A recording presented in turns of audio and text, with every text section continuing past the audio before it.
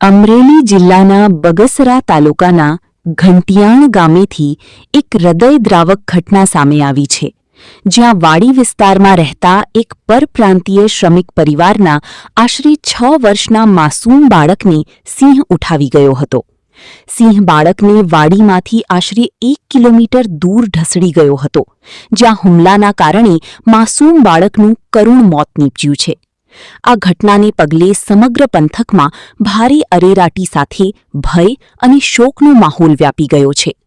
બીજી તરફ ઘટનાની જાણ થતાં જ વન વિભાગના અધિકારીઓ અને સ્થાનિક પોલીસ કાફલો ઘટના સ્થળે દોડી ગયો હતો, જ્યાં રોષે ભરાયેલા સ્થાનિક ગ્રામજનો અને આગેવાનોએ વન વિભાગના અધિકારીઓનો ઉગ્ર ઘેરાવો કર્યો હતો.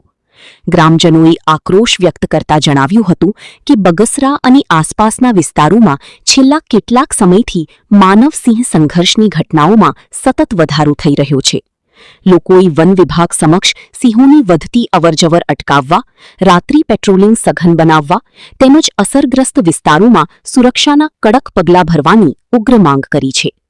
ગ્રામજનોએ ચેતવણી આપી છે કે જો તંત્ર દ્વારા સમયસર અને અસરકારક પગલાં લેવામાં નહીં આવે તો ભવિષ્યમાં આવી ગંભીર દુર્ઘટનાઓ ફરી બનવાની શક્યતા નકારી શકાય તેમ નથી.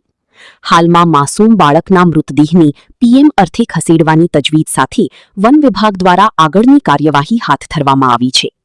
રિપોર્ટર મૌલિક દોશી, અમરેલી.